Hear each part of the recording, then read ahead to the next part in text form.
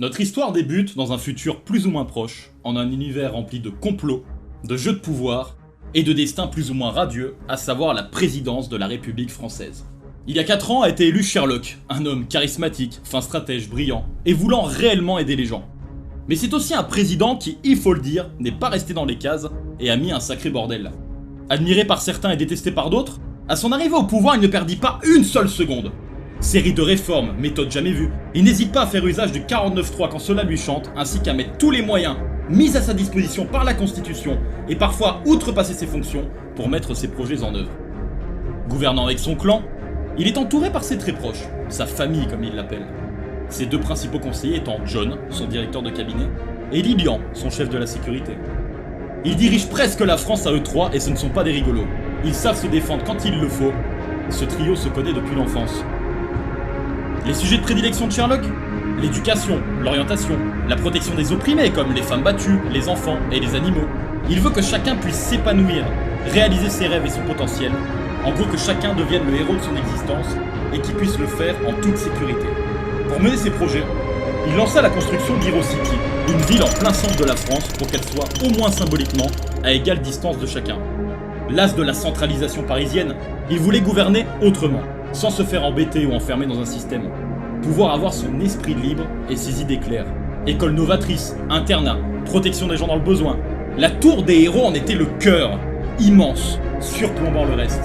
Elle était pour le partisan du chef de l'État le symbole d'une ère peut-être nouvelle, mais pour ses opposants, elle n'était que la preuve de l'ego démesuré du président, de son arrogance et de sa folie des grandeurs.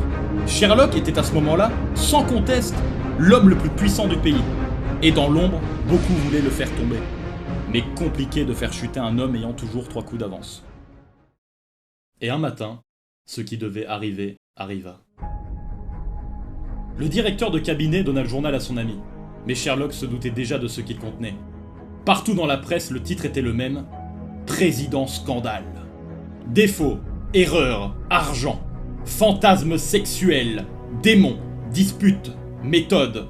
Tous les secrets du président étaient exposés à tous, dans le but très clair de détruire sa réputation. Quelqu'un l'avait trahi. Le président avait fait tellement de bien pour tellement de monde qu'il savait que malgré ça, un socle important de gens lui conserverait sa confiance. Mais une campagne présidentielle n'est pas un jeu à prendre à la légère, et tout pouvait se passer. Son œuvre est beaucoup trop importante, alors hors de question de laisser un imbécile d'opposant l'emporter. Confiant, il savait qu'il ne devrait pas se représenter, il avait une autre idée. Il trouvera un autre candidat. Quelqu'un qui pourra continuer ses projets en ayant une meilleure image. Il faudra quelqu'un d'intelligent, de gentil, de sage, de séduisant et charismatique, de fort. Autant dire quelqu'un de presque parfait, qui pourra déjouer avec les conseils de Sherlock les magouilles politiques et gagner. Sortir un candidat du chapeau en 1 an et le faire devenir président ? Beaucoup diraient que c'est impossible. Les plus audacieux diraient improbable. Alors Sherlock chercha, et au bout d'un moment, il trouva, non pas un, mais une candidate. Aphrodite. Elle était parfaite. Et après une campagne présidentielle française encore une fois rocambolesque, elle gagna.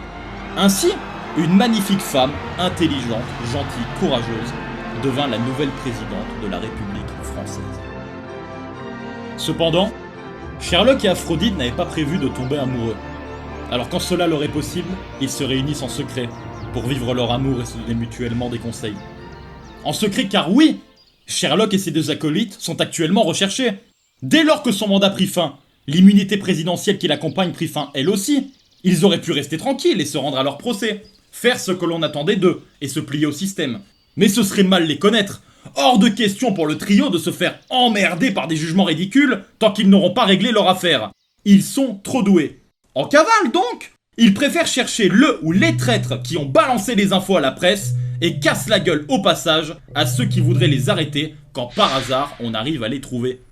La présidente quant à elle ne pouvait pas les aider, car si quelqu'un apprenait l'amour qu'elle éprouve pour Sherlock, cet ex-président en cavale, tout son mandat serait compromis, et cela ne servirait ni les intérêts d'Aphrodite, ni ceux de Sherlock, et encore moins ceux du peuple. Mais malheureusement, ces précautions n'empêchèrent pas le drame d'arriver.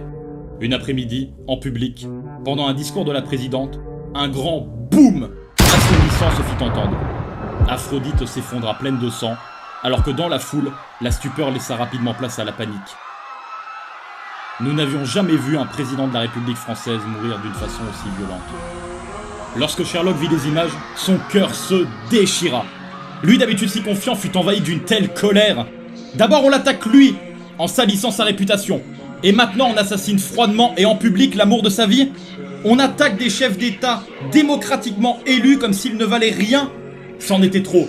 Jusqu'où ces gens étaient prêts à aller pour maintenir leur système? Mais se doutait-il de jusqu'où Sherlock est prêt à aller lui aussi? Il monta avec Lilian et John dans une voiture et ordonna de se diriger vers Hero City, n'arrêtant pas tout le long du trajet de passer des coups de fil et d'envoyer des textos. En même temps que lui, arrivèrent beaucoup de monde à Hero City.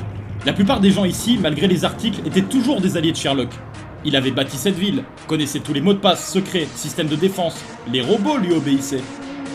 Appelant les chaînes de télé, il déclare qu'au vu des événements tragiques et de l'instabilité qui en découle, il est hors de question de laisser le pays aux mains de comploteurs voulant le pouvoir pour servir leurs seuls intérêts. La capitale de la France sera maintenant Hero City et plus Paris, et qu'il reprend le pouvoir jusqu'aux prochaines élections où il sera candidat cette fois. La stupeur envahit le pays. Les députés, le Sénat, le Conseil constitutionnel, les juges, les chefs de parti, les services secrets, la police, l'armée, les médias, les riches, les pauvres. Ça gueule! Chacun choisit son camp. À l'international, on réagit en étant extrêmement prudent. Que va-t-il se passer? Plus les heures s'écoulaient, et plus l'armée du président autoproclamé s'agrandissait. Mais dans le camp d'en face, on faisait de même. Soldats, avions, tanks, robots. Les deux camps allaient s'affronter pour l'avenir de la France, et les combats vont avoir lieu à Hero City. Nombreux étaient les opposants à être venus, ne pouvant louper l'occasion de donner le coup de grâce une bonne fois pour toutes à ce président si incontrôlable. Mais Sherlock avait l'avantage de jouer en défense, chez lui, et la tour des héros était puissante, blindée, munie de canons. Grâce à elle, le camp des héros prenait petit à petit l'avantage. De son bureau, au dernier étage de la tour, il pouvait avoir une vision claire du champ de bataille et ainsi donner des directives. Mais Sherlock n'eut pas beaucoup de temps pour se réjouir. Derrière lui, il entendit un sabre sortir de son étui. C'était John. Mais que faisait son ami? Il l'observa, et voyait en son regard quelque chose qu'il n'avait jamais perçu. Une forme de résignation mêlée de tristesse. John expliqua que c'était lui depuis le début. Lui qui avait dévoilé les secrets de son ami à la presse. Lui qui avait rassemblé les opposants.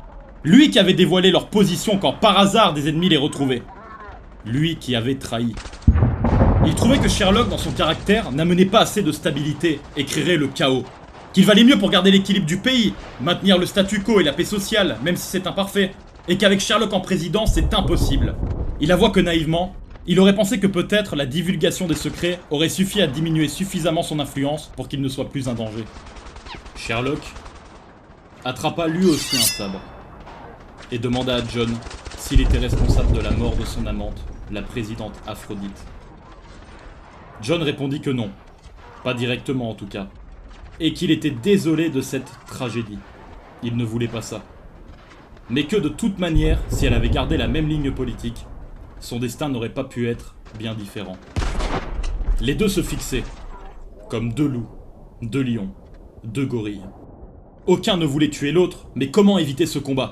C'était déjà parti trop loin, eux qui se sont pourtant tant aimés. John sait que s'il tue le président, Aphrodite étant déjà morte, personne n'aura l'aura pour reprendre sa place, et que tout reviendrait plus ou moins à la normale.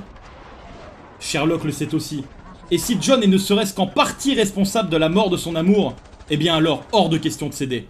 Hors de question d'abandonner devant ces connards, hors de question d'abandonner les héros. John attaqua le premier. Mais depuis qu'ils sont enfants, Sherlock a toujours été le plus fort. De son sabre, le chef transperça le ventre de ce second toujours. Juste avant qu'il ne s'effondre, Sherlock le rattrapa et accompagnant sa chute, il s'asseya le tenant dans ses bras. John perdait son sang petit à petit. Lilian, qui donnait des ordres quelques étages plus bas, arriva et comprit rapidement la situation. Sous le choc, les trois amis pleuraient ensemble, se remémorant leurs souvenirs d'enfance. Comment en était-il arrivé là? Que leur avait fait le pouvoir, ce système? Eux qui étaient pourtant si proches. Dans les bras de ses deux meilleurs amis, John rendit son dernier souffle. Sherlock et Lilian pleuraient énormément et restèrent là pendant de longues minutes, laissant leur armée mener la bataille. Il y avait énormément de bruit à l'extérieur de la tour. Les combats faisaient rage. Et au bout d'un moment, plus rien. Le vacarme assourdissant des combats laissèrent place au silence. Plus de coups de feu, plus de cris. On aurait presque dit que la guerre n'avait jamais eu lieu. Le président et son chef de la sécurité restaient incrédules. À l'ascenseur, ils voyaient les numéros des étages grimper. Quelqu'un était en train de monter. Quand les portes s'ouvrirent enfin, le cœur de Sherlock faillit s'arrêter. C'était la présidente. C'était Aphrodite. Elle n'était pas morte. Sherlock, à la fois sous le choc et heureux de la retrouver, tomba dans ses bras. Elle expliqua qu'elle avait compris que la présidence ne donnerait jamais assez de pouvoir pour changer le système en profondeur, et qu'elle a donc simulé sa mort, sachant très bien ce que ferait son amant. La plupart des leaders ennemis sont venus mener cette guerre, et la plupart sont maintenant morts. Elle demanda pardon de l'avoir manipulée. Dehors, la présidente légitime étant revenue, les combats avaient cessé rapidement. Il y avait déjà eu bien assez de tueries pour tous. Le temps passa. Malgré sa trahison, Sherlock et Lillian tenaient à ce que John ait des funérailles dignes. Ils prononcèrent chacun un discours, se remémorant les bons moments. Ce fut pour les deux camarades très fort et émouvant. À la suite de ces événements, une nouvelle constitution fut votée. Sherlock et Aphrodite dirigeront la France ensemble, jusqu'à leur mort, épaulés par le Conseil des héros, un groupe de personnes sages, intelligentes, gentilles, courageuses, voulant faire le bien. Ainsi, la France et le monde connurent des jours meilleurs. Ils se marièrent et eurent beaucoup d'enfants. Fin.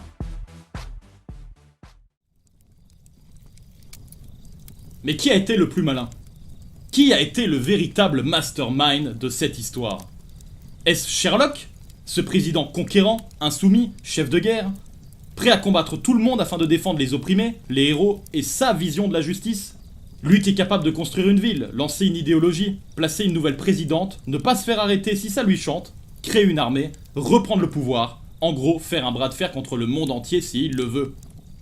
Est-ce son bras droit, John, qui dans l'ombre, se servant de l'aveuglement de son meilleur ami, a profité de cette valeur d'amitié pour construire son propre réseau et tenter d'exercer sa vision de la justice afin de faire tomber celui qui est considéré comme un danger pour l'équilibre du monde ? Ou alors est-ce cette Aphrodite, nouvelle présidente qui, sous ses apparences innocentes, a en réalité simulé sa propre mort pour manipuler son amant à travers l'une des choses les plus puissantes de l'univers, à savoir l'amour. Et qui, par cette action, provoquera d'une part la plus grande guerre qu'ait connue la France sur son sol depuis longtemps, la mort de la plupart des opposants, mais aussi la mort de John et de nombreux alliés. Peut-être que c'est tout simplement ce bon Lillian qui a raison. Loyal, il se bat pour la justice et le bien, avec ses amis, sans se prendre la tête à comploter. Je vous laisse y réfléchir. Car en définitive, qui a le pouvoir ? Qui dirige nos vies ? Nous-mêmes ou quelqu'un d'autre ? Jusqu'où pouvons-nous aller par amour, par amitié, par idéologie ? Avons-nous tous été corrompus ? Ou sommes-nous libres ? Comment faire pour avoir un système juste alors que nous sommes tous à la fois si proches et différents ? Je crois que lorsque tout va mal, les héros sont le dernier rempart. Mais pourquoi ne pourrait-il pas devenir le premier de rempart ? C'était War of Masterminds, un conte politique fracassant par Loïc Boiron.